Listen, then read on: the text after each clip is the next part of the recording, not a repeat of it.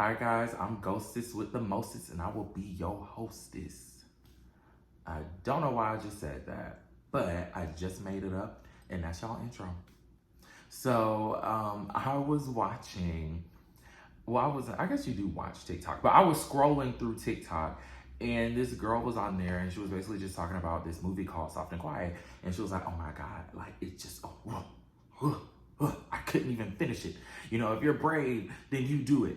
You know, that's how they do about all the movies. So I was like, all right, well, let me go see it. Cause I'm just clicking, like I'm searching the movie on TikTok and everybody's just kind of like, oh, you can't finish it. It cannot be finished. All right. I'm about to soldier up and finish the unfinishable movie because y'all tripping. Ooh, child bones cracking. I'm getting old. So basically the movie opens up with a school teacher who is taking a pregnancy test and she finds out that she's not pregnant. No baby.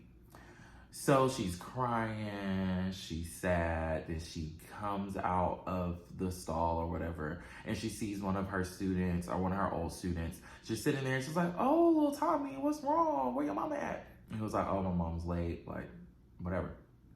So then we get a little cleaning lady who comes by and she's like cleaning or whatever. And the teacher, we gotta give her a name. We're just gonna call her Sarah. I don't remember these people's names. I wasn't watching for the names. I really wasn't. But so Sarah was like, you need to go up to that lady and tell her how you feel about her mopping while you're sitting here after school where you shouldn't really be anyway, and she's probably scheduled to clean at this time, and you probably were not going to go back into that area anyway. So little boy's like, okay, I'll tell her, like, I don't, whatever. So I'm like, okay, so this lady is crazy. She's gonna be the problem. That's literally how I knew she was gonna actually be the problem. The reviews that I watched, they didn't really like, of course it's TikTok. They were all kind of saying the same thing, but I didn't watch anything that was like, give me the plot of the story. So I'm just like, okay, it's supposed to be a horror film, like a thriller, like what, is she gonna like possess the children or something? Like build like a child army and then like they go and, I don't know, do something crazy to her husband or like, you know, I'm just like trying to get the wheels turning in my head because she said she couldn't have a baby. There's this child here. Is she gonna do like some sort of seance or like sacrifice a child to get a child? I don't know. She doesn't do that, which honestly probably would have been better than what they did or whatever. So before the kid leaves, he was like, what is that? And she was like, oh, this is a gift for my friends that I'm meeting later. And I was like, oh, okay. She's a part of a coven. Like, I'm just thinking supernatural. I'm not thinking vlog. Because that's basically what this movie was. It was a vlog. It was a vlog about racism. And I did a oopsie today. Like, it literally could have been on YouTube as vlog, day one, I did a oopsie. I'm like, oh, okay. So then we're in the woods and I'm like, oh yeah.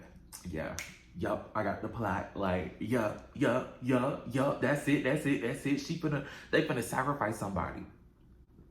Well, they did sacrifice somebody. There's this new girl, so I'm like, oh yeah, they gonna kill the new girl.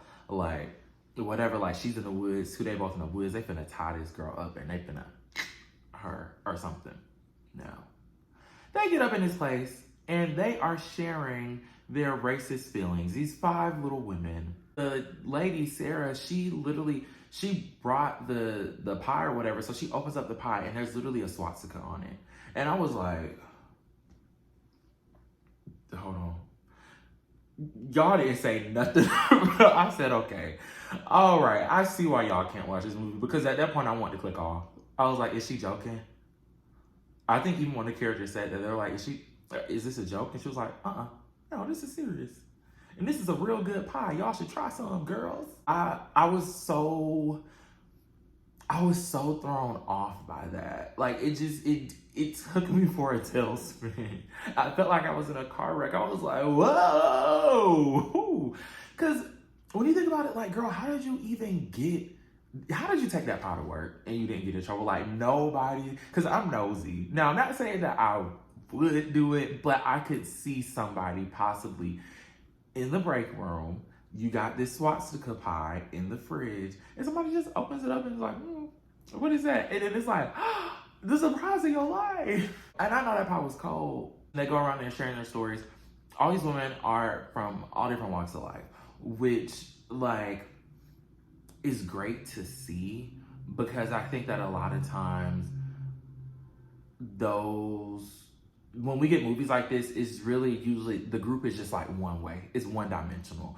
But like here, like, we have everything. Like, we basically have everybody from every walk of life that somebody would encounter on like their day to day. So I really did enjoy that aspect of it. It made it really real. Then we had some of them that had money, some of them that didn't. One of them was pregnant. The one that was pregnant, she said she's like the daughter of the man from the Krispy Kreme clan. And I was like, oh my God. And she was like, am I scary? Yes, you are scary. Why do you feel like this group is like a good group? Those girls don't do anything nice. So the new girl in the group, she's from prison or whatever. And she was like, I got invited here and I'm so excited to be here. Like, I had a group back home in Cell Block D that, I fucked with them and I didn't know if I was gonna find like a group of girls like that again.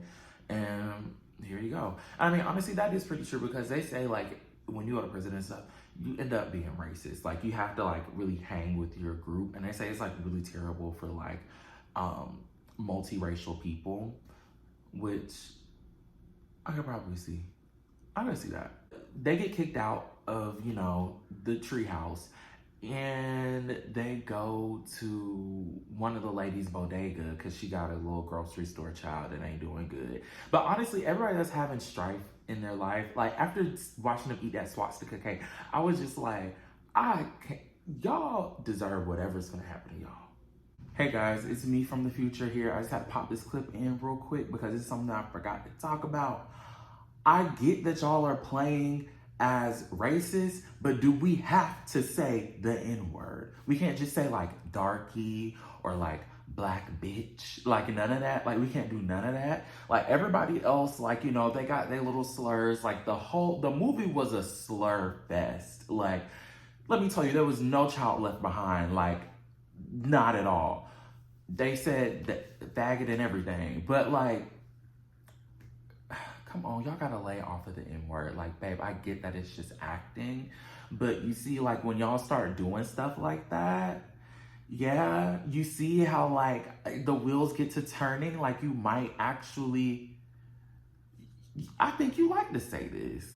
So, a little while before, Sarah's brother had called her from prison. She didn't answer the phone with him.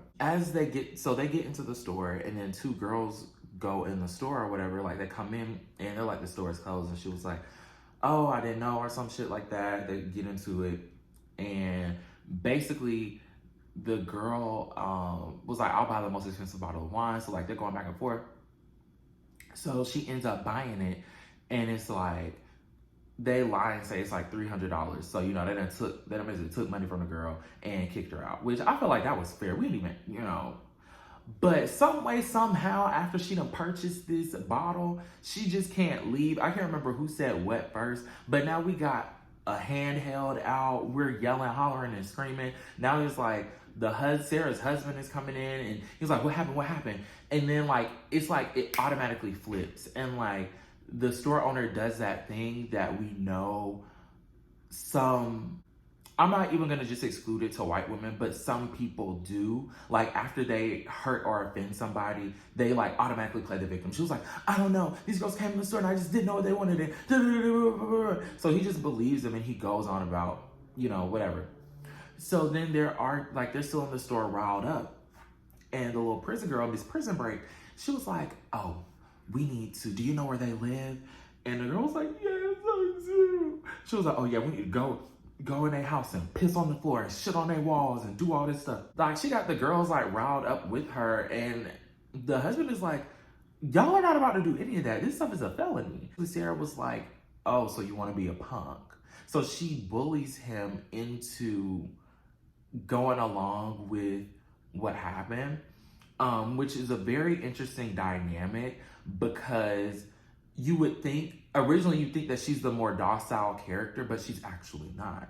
Like, she created this group, like, you started this, but we're kind of introduced to her in a way where she seems to be soft and quiet, but none of these women really are. I think that the husband just kind of shows how in stuff like this, we still have people who know and realize that this stuff is wrong, but instead of like creating like an argument or just kind of like standing up for themselves, they just become like complacent and they just kind of aid and embed these criminals. Now we're driving off to old girl's house and they're like just like saying all this crazy stuff. They got the music blasting. The husband's like, turn the music down, do this, do that, do that. Y'all got 5 minutes.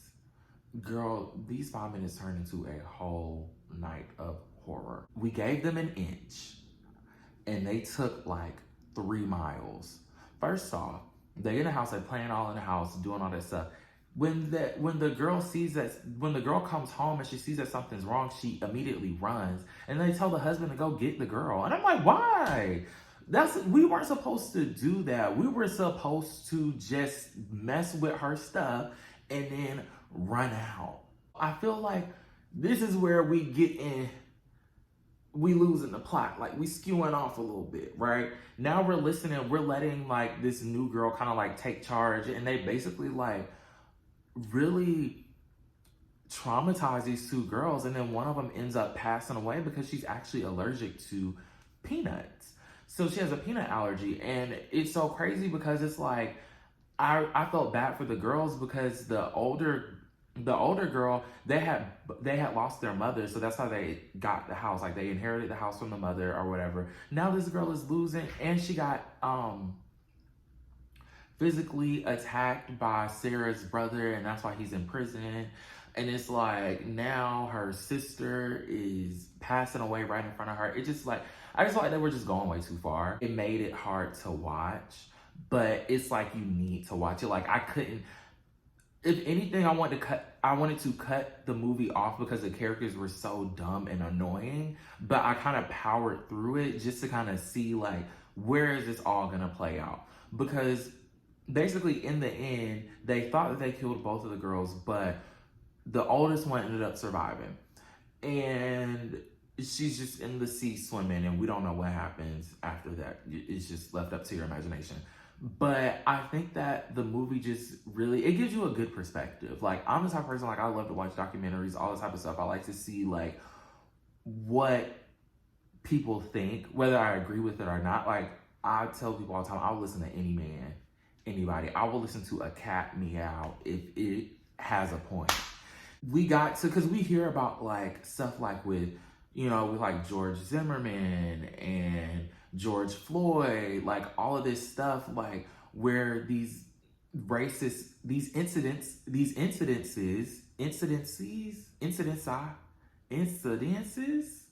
coincidence? I ask you, how do I say it?